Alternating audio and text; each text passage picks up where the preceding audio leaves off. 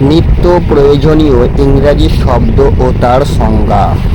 Daily essential English word and there definition.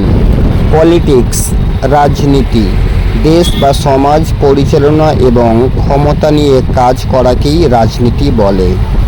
Politician, রাজনীতিবিদ, যিনি রাজনীতি করেন বা দেশের নেতৃত্ব ও পরিচালনার কাজে যুক্ত থাকেন তাকে পলিটিশিয়ান বলে।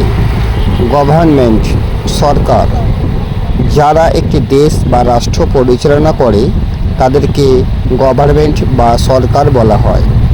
অপোজিশন, বিরোধী দল, যারা সরকারের বিপরীতে থেকে সমালোচনা, প্রশ্ন ও ভিন্ন মত প্রকাশ করে তাদের অপোজিশন বলা হয়।